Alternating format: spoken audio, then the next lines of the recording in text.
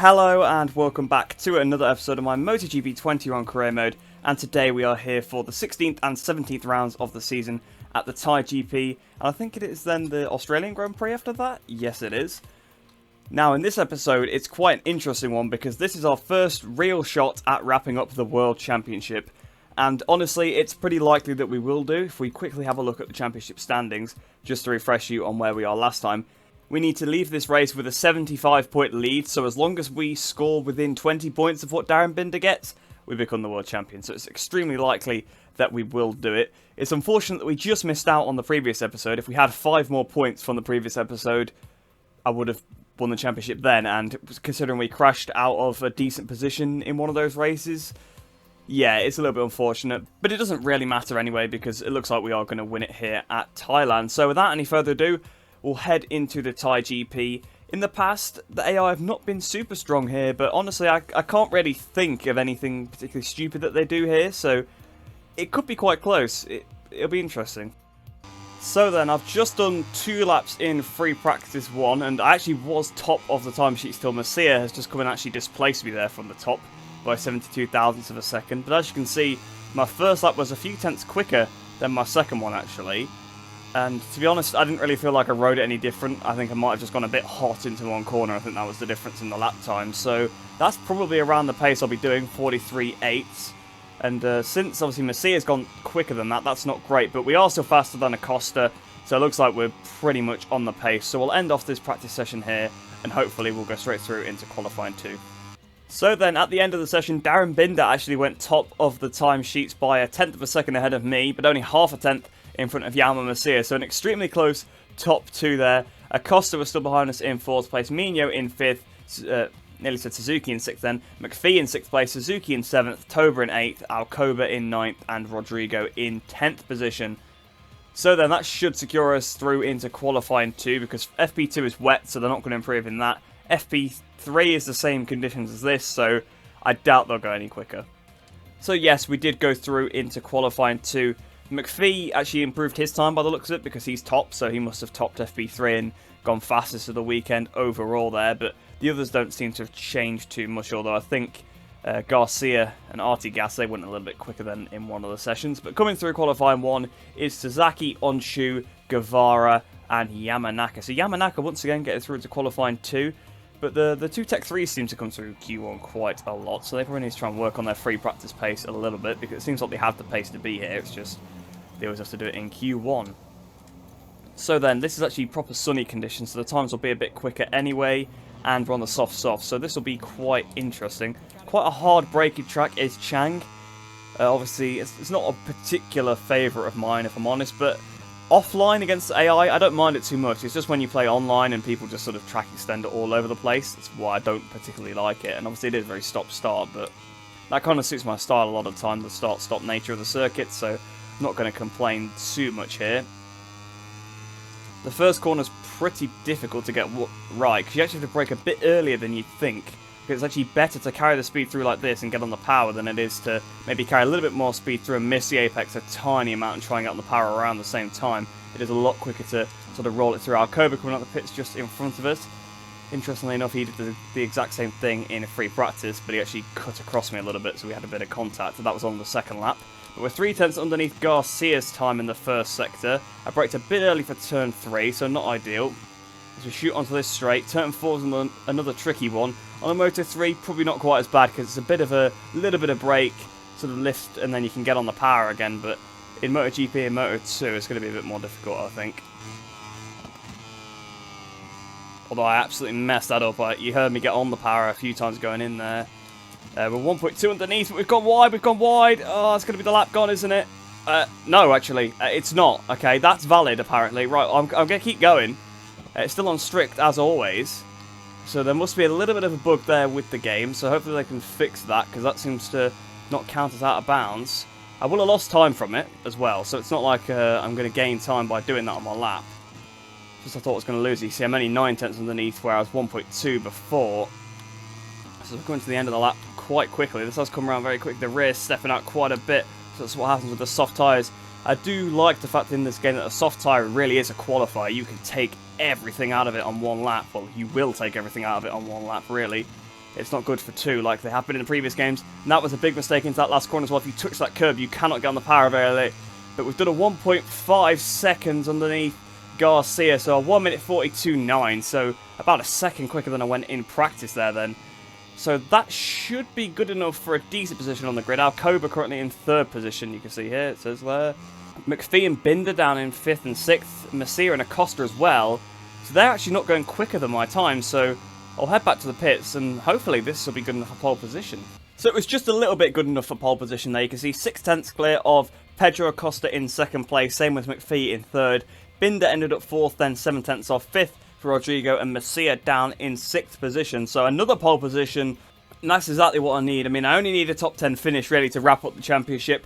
I want to do it with a win, of course. That's always what I want to do. I'm going to go for the win anyway. I'm not going to think, I might crash and, not wrap up the championship, because we've got it won anyway. If we're going to wrap it up with 3 races to go still, it's a secure championship. We're going to wrap it up at some point before the finale, but hopefully we can have a really good battle here at Chang. Obviously, there's a lot of long straights, so a lot of good slipstream opportunities. So I'll head down onto the grid and see what happens. So then, here we are down on the Moto3 starting grid. Obviously, McPhee then on the other side of the front row to us, but let's see what the tyre situation is going to be here. I probably would have thought that it would be, I nearly put a soft front on there by just sort of muscle memory from the previous games where you'd always go with a soft front, but you want a medium front on this game, and I'm guessing it'll probably be a hard rear, I would have thought. Yes, it is recommended for a hard rear, so we will go for that. I've noticed as we've gone through this season, the hard rear has been recommended a lot more, and there was a patch that apparently altered some of the tyre wearing, so I'm guessing that's probably what it's been. It's probably the game's like, actually, you should use a hard tyre here, where it's been recommending a medium, which was pretty much being ripped to shreds before the end of the race in some of the earlier races in the season. If you remember back to Qatar and races like that, we really had no grip left at the end. But as of late, it's been recommending me a hard tyre a little bit more, which, yeah, I'm more than happy to go with if the game is telling me that is the best one to go with. But let's get this race started now then. This could be it. We could be about to win our first championship here on MotoGP 21, and hopefully it'll be the first of many. Warm-up lap complete, and the riders have taken their places on the starting grid. The Thai Grand Prix is about to get underway. So then there we are on pole position. Acosta alongside us, McPhee on the other side of the front row, and our championship rival Darren Binder on the front of the second row. But waiting for the lights to go here then at Chang. Lights out and away we go. Off the line, Acosta's already taken the lead. Is McPhee going to get me? The Binder's got a great start, but he's almost hit me at the back as we go towards the first corner. I've got him very, very hard into the first corner. Just going to keep it on the track. But that's cost me a load of time. Down to 5th position. At this point in time, that is still a championship winning position, because, of course, you've got to remember that this top 10 is based on the fact that Darren Binder has to win the race. He has no choice but to win to keep his championship aspirations alive going into the next round at Phillip Island. But as we break them for turn 3, once again, I've gone in super, super wide, so wide. So again, the mistakes coming out on this first lap, and we're down to 7th place already. I mean, I know I only have to finish in the top 10, but it didn't really mean I wanted to finish in 10th position. So luckily it's a 6-lap race, because we're going to have enough time to be able to fight my way through. But this has not been the start I wanted. So here we are then closing up on Dennis Fodger. Should be able to outbrake him round the outside into this left-hander. Yes, we do. So, I mean, I do a lot of overtakes around the outside on the AI, which probably seems a bit weird, but a lot of the time they brake quite early. It's quite strange. Sometimes they brake really early and sometimes they brake really late, but a lot of corners you can tell they're going to brake early just by their line on the way in. And you can just sort of line it up and swoop around the outside. It's probably more to do with their exit speed off the corner before. Probably if they get a good speed off the corner before, they can kind of roll it in a bit more, whereas if their speed was low, you're going to carry that extra speed you have around the outside into the braking zone and just easily surpass them. So probably more what it is. But at the end of the first lap, then down to 7th place. Not the end of the world, because we've already got past Fodger. We made pretty light work of that. Hopefully we can try and get Mino as well. Watch out for that curb on the inside. If you get on the power too early after you've touched that curb, you will go down, because that's just how this game is. If you touch a curb and get on the power too soon afterwards without letting the bike sort of settle itself back up again, you will crash. But through the first corner then, some of the AI going in a little bit hot. I've carried the line much better through there. We've got the rod on Andrea Mino. Side by side with Mino. He should be back up into 6th position here. Although he's got the legs on the straight. He really has. That Honda's got a bit more power in it than this KTM by the looks of it. But as we break down for turn 3, I had to brake a little bit early. Just didn't want to go in wide again. But Acosta at the front, look, is checking out. Binder's up to 2nd place. But Pedro Acosta is absolutely checking out at the front. and I can't let him do that. I want to try and get this victory. But here we are in the slipstream of Mino then. Can we try and make a pass? Probably be a similar move we did to Fodger. Sort of go to the outside here. He'll lose the speed by being a bit defensive through this corner. And I'll carry the extra speed through. Or in fact, this time I'm going to go on the inside. And we'll probably get Toba here as well as we break. Toba moved a bit there. That was a bit scary. So we couldn't quite get past Toba because he moved a bit. So I had to break a bit earlier than I wanted to. But we're on the inside of Kaito Toba now. But I was on that curb. I wasn't going to risk that because that was easily going to be a crash if I tried to get the inside of Toba there. But one more position down, up into 6th place now. I need to make a little bit quicker progress than this, but we might have to turn it up into power mode 3 on one of these straights just to try and get past a few of them. Meanwhile, Masia is trying to make his move up into 2nd place because he can see his teammate escaping at the front, and Binder doesn't seem to have the pace to go with him. But this could be a... I don't know if Acosta's won a race so far this season. I don't think he has, so this could be Acosta's first win of the season if he keeps going at this rate, because he is really pulling away from the rest of AI. So Acosta then, 43.5 fast lap of the race. I do a 43.7, so we're a couple of tenths slower than Pedro Acosta. So we go down towards the first corner then. Again on the outside. Oh yes, I've not got the best line. I have to get on the power as early as I can. Actually, I still carried the speed through better than the AI. Up into power mode 3 because I want to try and get past Kaito here. Here we go, flying past Kaito Toba. Can we try and get John McPhee as well down towards turn 3? I've been struggling on the brakes into here all race, so I doubt it. Again, I have to brake a little bit earlier than the AI, and Toba's coming back around my outside, so Kaito Toba is going to get that move back around the outside, but I'm on the inside. Can I get it back in front of Toba? No, Toba, actually, to be fair to him, has absolutely destroyed me there. I'm just a little bit tentative. I don't want to have any contact, because in this game, if you have a bit of contact with the AI, you probably will go down. But here we go, to the outside then of Toba. Got to swoop around the outside through this section. Binder and McPhee go side by side in front. If I could try and follow Binder through past McPhee. I'm on the outside of McPhee. I had to sit the bike up a bit. Don't let Toba back up the inside. I haven't done. I thought Toba was going to be able to sneak back through there because I had to give McPhee a bit of space on the inside. So through turn 7 then, trying to run it through around the outside of John McPhee again. I always get stuck on the outside of the AI. They are pretty good defending, it seems, this year. I get stuck on the outside every time, and a bit of contact with McPhee there. I thought he was going to go down because we had a lot of lean angle on. But hopefully I can try and get up the inside then through this turn 9 on the power. Kind of swoop it around the outside through turn 10. No, just can't quite do it. You can't change the direction quick enough to pull that kind of move off anymore. I do sometimes forget that when I'm in the heat of a battle, that you need to remember that the bike takes a while to flick over from side to side this year. It's a little bit too long if you ask me, but still good to get a bit more realism in the game. In other areas, I mean, I think that it should be a bit shorter for the changeover, but the other areas are all pretty good. So then, we're on lap 4 of 6 now, and I've gone wide again into turn 1, and this time I could be in a bit of trouble because we're pretty far off the back of John McPhee. And honestly, we're running out of laps. I don't even know if I can get back on the podium here because I need to pass both McPhee and Binder to get onto the podium. Although that Palmer 3 has helped. I've gained quite a bit on them as we go into turn 3. I finally sort of got my own line, so I don't got to worry about the AI so much. And Binder's down! And Binder's taking me with him! Are you serious? Our bad luck continues, but we are going to be the world champion with Darren Binder crashing out of the race, but he took me with him, and we've taken out Ayumi Sasaki there, I think it is, and my guy won't pick up the bike. What is he doing? He won't pick it up. But I can't believe this Darren Binder takes us out. And again, another AI crash collects me. And oh dear, it's just... I mean, it is kind of the way you'd expect to wrap up the championship with the AI taking me out. But honestly, I can't believe it. Binder takes me out. Toba's now up to 3rd place, so McPhee probably went down as well by the looks of it, or at least he had to go wide. But Binder, trying to make a pass on his teammate, takes out his championship rival. But because he went down himself, that pretty much... Well, that does take his championship charge to an end. He had to win the race to keep it going, so... I suppose that's why I was going for the move, but no more championship aspirations for Darren Binder, and I think Masia was quite a few points behind him, so even with 2nd place, Masia definitely isn't going to, keep himself in the running, so, well yeah, if Binder had to win, Masia would have had to win as well because he's behind, so I think Masia was out of it anyway, but even if Masia gets past Acosta, we are going to be the champions, but I didn't really want to do it with a 28th place finish, not going to lie. So then, fastest lap of the race, 42.4. I wanted to take something away from this race at least, even if it wasn't a win. I wanted the fastest lap, so I stuck it up into power mode 3 and went proper qualifying lap mode, but I'm going to have to save fuel for the rest of the race because I've got 0.4 of a lap left now. Not that it particularly matters. A DNF for 28th, they're the same amount of points, so that's why I just thought I'd go for it. So through the final turn then, coming up towards the line, we're going to become the Moto3 World Champion here in our first season of career mode.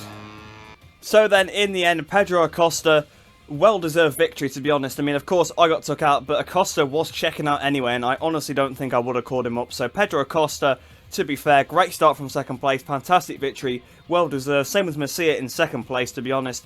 He had a good second position, pretty commanding second that whole race as well, ahead of the two Petronas bikes behind. John McPhee ends up in third, then Kaito Toba in fourth, and Mino in fifth. Now, I think Darren Binder actually retired from the race because I think he was still behind us. Yeah, he did. So Darren Binder retired from the race, which left me in 28th position with the fastest lap by a good way, by about a second over the AI. So if I had clear track on my own, I could easily have pulled away. It's just the problem is the AI actually do hold you up quite a lot.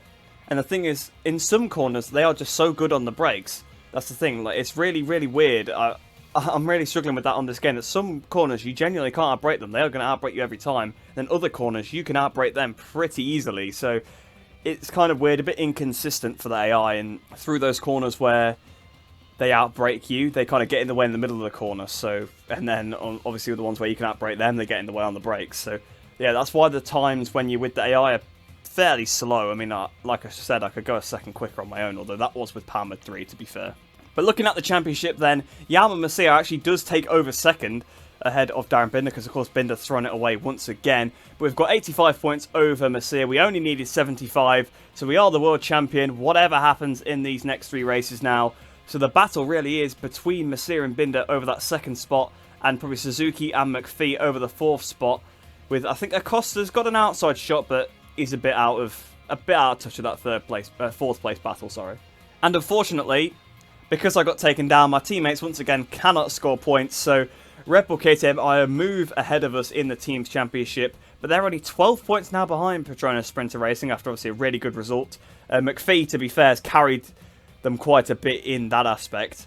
And honestly, they're actually pretty close on points. McPhee earlier on in the season was the letdown, and Binder was really carrying the team, but there's only 16 points in it now. They're actually very, very close in the championship, the two Petronas bikes. So McPhee actually could end up being the top Petronas here, which would have been something I would never have seen coming earlier on this season. But yeah, it's going to be a close teams battle between Red Bull KTM IO and Petronas Sprinter Racing, that's for sure, because only 3 races to go, 12 points in it, super, super close. And I think it's safe to say we're out of it now, because we're a good 40 points back off of Red Bull KTM IO and 51 off the back of Petronas, and I'm not going to make that on 2 rider teams in 3 races. So we'll head back to the career hub now. I don't think we're going to have any sort of championship cutscene. I don't think we'll see that till the next episode, obviously the last episode of the season. That's usually how it works. You don't tend to see the cutscenes and stuff, or the reputation, or the cash bonus for winning until actually the season is over. So yeah, we'll have to wait until then to see that for a guess. So then, it actually was another one of those weekends where the only reason we actually gained reputation was because of the multiplier for pre-ordering the game. So we gained 400 reputation overall, which takes us up to 130,050 reputation. And then, of course, no credits because we didn't achieve the objective. Once again, we gained a fair amount of research data, but the bike is fully maxed, so it doesn't matter at all. But we have got a notification here on the technical staff management. It is a new telemetrist applying for the job. It's Anita Perez. Now, if you've watched my MotoGP 20 career mode, you will know why I recognise that name so much. At the start of that game, there was actually a lot of glitches that used to occur, and basically you get the same staff applying over and over again. It was the staff you already had with different stats, so it was just a bug with the name in the picture and the date of birth as well. It was only ever showing the same person you had, but they had different stats, so you could still hire them. And Anita Perez was one of the people I had. I think she was my personal manager, if I remember correctly, which is a bit of a career change then for her to become a data analyst, but if I'm remembering correctly, I think she was my personal manager and she kept applying. There was somebody else as well that was applying as a data analyst, so she might have been the data analyst then. I can't really remember, but I remember Anita Perez always applying for the job, so that's why that name sticks in my memory. But she's a B++, which is pretty good, to be honest. You lose a couple of points on the engine then. You gain 4 on the chassis. You gain 5 on the aero, 70 on the electronics. So, you see, that's good in a way, the electronics, but Moto2 doesn't let you upgrade the electronics, as far as I know anyway. So, even though she's a better rating, she costs more, and honestly isn't worth it for Moto2. So I probably won't regard her. I'd say Clara O'Connor is probably the best one so far. So I'm going to reject all the other people. Sorry, David Harris, because you actually had a pretty good engine start there. But I'll just leave these two on here for now. And we'll advance forward to the Australian Grand Prix. We've got a personal manager notification, so I don't know if that's going to be a new proposal. It is a new proposal. It's Real Avinti, the team we're currently with. Now, I'm not going to refuse it just yet, because I don't think it fires you if you refuse it, but I'm not obviously signing with them again. My idea is to go to a Moto2 team, but I'll sort all that out after actually, wrapping up the championship in Valencia, wrapping up the season, in Valencia. I'll do another episode for the pre-season of Moto2. But without any further ado then, we'll head into the Australian Grand Prix, a fully sunny weekend, so that's what I like to see. It's not always been a very strong track of mine here at Phillip Island. It's been one of my weaker ones, so maybe the AI will give me a good battle. I'm not too sure, but I do remember I think I dominated here in Moto3 and MotoGP 20, so yeah, it might be a similar thing. So then, I've just done one lap here in free practice, but honestly, I think it should be good enough to get straight through into qualifying 2, because it's 9/10 quicker than Mino, who is a top level AI, so it's not like a slow AI, I've beat them by a second. I've beat a decent AI by pretty much an entire second, so we'll skip to the end of the session now, and hopefully this should take us straight through into qualifying 2. So then, at the end of that session, we were still fastest, but not by as much. It was only 0.3 of a second clear of Yama Masia in second place and Darren Binder in third position. Acosta, fresh off that win, is fourth, and Suzuki in fifth place. So that should be pretty secure into qualifying 2, because if you're fastest in one of the free practice sessions, provided they're all the same weather, that's usually enough to go straight through, at least in the game anyway. So we'll head into qualifying 2 now. And hopefully we can try and get another pole position. And I want to win this race because I want to avenge what happened in the last one. So some of the AI actually did improve, because you can see Masia and Binder are actually in front of me here. So they must have gone a bit quicker in one of the free practice sessions. But you can see going through qualifying 1 then was Foggia, Onshu and Sasaki again. So again the 2 Tech 3s and Guevara again as well. So the 2 Tech 3s and Guevara tend to come through quite a lot. Finati as well is one of those that comes through quite a bit. He's not been in the last couple of episodes, I don't think, but earlier on in the season he was coming through Q1 quite a bit. So then I was actually quite surprised about how nice this track was to ride on this game when I first played it, and I think the first time I actually played it was on a MotoGP bike, but honestly on the Moto3 bike it's also really nice. I can just keep the flow a little bit better around here than I used to be able to in the past. It used to be quite a weak track for me purely because of that. I couldn't keep the flow through the corners. It was a bit of a Mugello-esque track, but to be honest, on this game, this track and Mugello, actually, interestingly enough, I can sort of carry the speed a bit more, and I kind of enjoy them a bit. So, yeah, it's always nice. Some of my tracks that have not particularly been favourites of mine in the past, I'm starting to quite like them, so that's always good. So we'll head out onto the track then. Hopefully we can try and get this pole position. Again, like I said in the previous episode, the AI just don't carry the pace through from free practice, so you pretty much, if you topped a free practice session, you're almost guaranteed to get pole, provided the conditions are the same, because you will go quicker, because you'll actually be on soft tyres, and you'll have Power Mode 3, and you should probably do a bit of a better lap anyway. And then the AI will go slower, so if you were already quicker than them anyway, you'll probably go pole, and if you were a little bit slower, then there's a pretty good chance you'll go pole as well. So I think we should be pretty good. So Rodrigo then 39.3, and 39.4, sorry, is a fast lap of the session so far. I can't remember what we did earlier on, but I think it might have been a 38 something actually, so yeah, it should be fairly easy to beat as we go through the southern loop.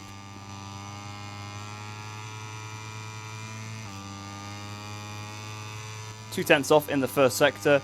First sector is usually a pretty good sector for the AI, honestly.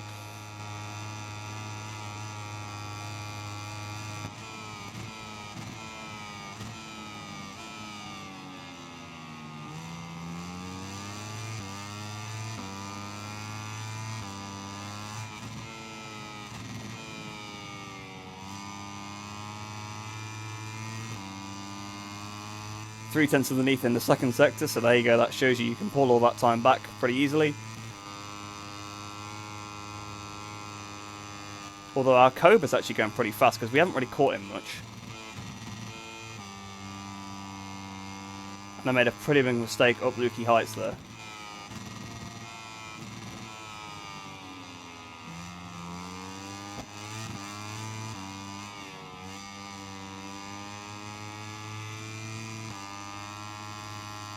I reckon Alcoba's probably about to go top, probably beat Rodrigo's time, because we've barely made any inroads on him, and we're a good half a second underneath the current pole time. So I would have thought that Alcoba must be on a pretty decent lap as we come up towards the line then. What's it going to be on this one? 1 minute 38.3, so 1.1 seconds faster. And no, Alcoba actually didn't even go into the top 8, so wow, that's quite interesting. Maybe I caught him up a bit more than I thought, or maybe he was on an outlap or something, but yeah, Alcoba seemed to have pretty decent pace there, but 1.1 seconds quicker than Gabriel Rodrigo. That should be plenty. If we head back to the pits, that should be pole position. So we'll skip to the end of this session, and hopefully that should be another pole position in the bag. So then, at the end of the session, the gap again was decreased quite a bit there by Yama Masia, only 3/10 off. But honestly, he's got a pretty good advantage over the rest of the field, because Mino is then about 8/10 off. So he's got around about 4/10 actually over Mino there, if you look at the gaps. So that's quite interesting to see that Messia's got a good, basically the same gap I've got over Messia's got over the rest of the field. So that's quite interesting. But Rodrigo then ends up in 4th place, Acosta in 5th, McPhee in 6th. And where is Darren Binder? Down in 11th position. Not a good qualifying for Darren there then, but another pole position for me. And I was actually trying to think whilst I was fast forwarding the session, how many pole positions I've had this season. I think I've only missed out 2 times so far. I think I missed out at Silverstone, of course, because I had absolutely no pace there. And was it Catalonia? I think that's it, as far as I can remember. I could be wrong, but I think those are the only 2 times we've not been on pole position. So my conversion rate, not been great, but granted, I've been taken out quite a few times by the AI, to be fair, so that's probably why. But we'll head into the race now then, and hopefully we can actually try and bring this one home and convert it to a victory, because I was just disappointed with how the last race ended. So down here on the grid then, and I've just done the fix once again, as I always do, to make sure that AI don't crash. And I've actually turned off the bike retrieval now, because I did see in the comments in the previous episode, a couple of people did say that, you know, that's fair, I should turn off the bike retrieval because the AI don't have it. So that's what I've gone with, and I completely forgot to turn it off, and that last race just kind of reminded me of it, that it is a little bit unfair, that if I get knocked off by an AI, or if I even crash by my own mistake, I lose, what, about 20 seconds, and they lose about, 5. They lose maybe 5 seconds, because you just respawn straight away, so yeah, it's a little bit annoying, to be honest, especially when you run up to the bike, he doesn't always pick it up straight away, like in the last race. I ran straight to the bike, and he just wouldn't pick it up, because I guess I wasn't quite in the box that it wanted me to be in, but yeah, a little bit strange there, but I will turn it back on once the AI have their own bike recovery, because I think it's fair to have us both have the same sort of thing. But we'll get this race started then. Hopefully we can actually convert this one. The AI, you know what they're like off the start, and they're a bit erratic, so this could be a good fight. Engines fired up, riders ready, just a few moments to go, and another Australian Grand Prix will begin here at Phillip Island.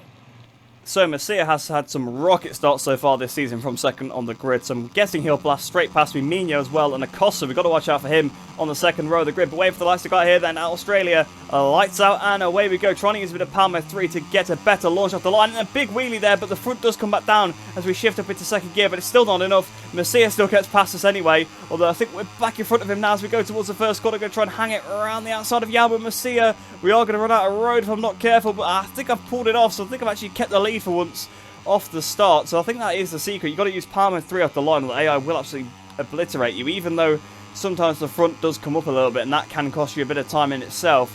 If you use Palmer 3 off the line, you will stay ahead of the AI. But we've got a 3/10 lead as we come through Stoner's corner. Now, I really just want to check out here, to be honest. I don't want to get overtaken. I don't want to have any risk of being taken out again, even though I have obviously got the bike retrieval now off. I'd still rather just not get taken out. I just want to get another win, to be honest, because my record's looking a bit checkered now. Obviously, we get a gold and then basically a grey because I didn't score any points. So that's what the stats are looking like at the minute, because I keep getting a win, then get knocked off or crash myself, and then get another win, and then yeah, a little bit inconsistent as we've gone through this season. Because if we carried on the season how we started, we probably could have wrapped it up with about 5 races to go. But you know, my inconsistencies in the second half of the season have been quite bad. But we've still got a pretty decent lead over Yama Masia at the minute then. 0.3 of a second, so he might want to actually come back at me in the first sector, because the AI are pretty good there. Obviously on the first lap they're always going to be a little bit weak through some corners. You can kind of bully them out of the way a little bit, especially holding it around the outside. But I've just put a couple of tenths into it through that final turn, so that actually might be enough just to negate anything they'll gain in this first sector. So then, as we're about to start the final lap of the race, you can see by the gap I'm 3.3 seconds in front. I've absolutely checked out. The AI behind look like they've been having a pretty good battle, actually. They keep swapping positions every so often. You can see Mino is now up to second position, although I think he was fourth a second ago. So they keep slipstreaming past each other, which honestly is probably helping me. But as you can see by my lap times, I'm pretty much just getting quicker and quicker every lap as I get more bedded in with the track. But this is what I can do when I can get out front. You can see I'm 3.4 seconds in front, and they have absolutely no chance of catching me up. I'm going even quicker on this lap. That's just when the fuel load goes down, you go even quicker. So yeah, it's been a bit of a lonely race, but a bit of a dominant one, and I kind of did want to get another victory, so I'm glad I managed to get the whole shot through the first corner. And that's kind of what happens if you can do that. You've got the pace over them in qualifying. You can do those same laps over and over again, pretty much. That's one thing that hasn't changed from MotoGP 20. You can see now Acosta and Binder are now second and third, and they were nowhere near that before. So yeah, the AI behind look like they're actually having a really good, nice Moto3 scrap, a bit like what we had at Mugello, and we've had a couple of times this season as well, which is always nice to see how much better the Moto3 AI in terms of that are this season. Like, they're much more realistic, they're much more like Moto3. So I guess you could say we've done a Jorge Martin or a Joao Mir here, or even a Danny Kent if you want to go really far back. So through turn 11, almost cut that there, and that would have been a crash for sure with that much lean on the grass. 3.8 seconds in front of Darren Binder now, so as we come round the final corner, it's going to be a dominant win here in Australia, a well-earned dominant victory as well. As we come up towards the line, it's not quite going to be a new fast lap of the race. I squandered it in the final sector, but we're back on the top step of the podium. So you can see actually how close all the AI were, down from 2nd to 8th positions, literally 5/10 separating them, half a second between Darren Binder and Gabby Rodrigo. So that's how close that scrap for second position was. Binder, to be fair to him, has done a good job to bring home that second place, because he started well down the order. He started outside the top 10, I think, didn't he? So he did a pretty good job to bring home that second position. But this race, sorry it was a little bit boring, but honestly I had the pace over them, and if you get the whole shot into the first corner and you've got better pace, this just sort of happens. Usually we have a pretty good battle because they get a bad start, but this time I got off to a pretty good one, and that was pretty much it. So I guess it's kind of a good thing that AI are so good off the starts, because it's the only thing that gives them a chance. So in the Riders' Championship now then, it is very, very close between Masia and Binder. 1 point in it, and McPhee is only 20 points further behind. Obviously, he was 16 before behind Binder. Binder beat him in this race and put it up to 20. But it's super, super close between both the Petronas bikes, and that's definitely going to help them in the Teams Championship, because they both beat the IO bikes today by a fair old margin, because Acosta, even though he was up there, he got shuffled back a bit. Same with Masia. Masia and Acosta both were being shuffled backwards and forwards through the pack quite a bit throughout the race, because I saw them changing on the left-hand side. You can see, I think that was the pack there that just went through in the background of the shot. They were still going about 4 wide, even though they've done about 2 laps after the race has been done. But yeah, super, super close. And you can see here, Suzuki is actually starting to work his way down the order. I think since that Silverstone race, he's not quite had the pace of the other riders. Obviously, he gained a good 20 points over pretty much everybody in the Silverstone race, because he was the only decent AI anywhere near the front. So he's got to watch out that Acosta doesn't pip him, but Acosta's a little bit out of it. But it's going to be a good fight between Masia, Binder and McPhee for that second spot, I think. In the Teams Championship then, nothing really changes there. I mean, Aspar move ahead of Leopard, Snipers move ahead of somebody, it's like ahead of Proustel. So Proustel are slowly working their way back down. They've had some good results in some odd races, but I'd say that's probably about as far as they're going to go. I don't think they're going to be overtaken by the Husqvarna team. So Proustel GP ending up in 10th position, unfortunately for them, in the championship after a pretty good start. They were up in about 3rd place, I think, at one point.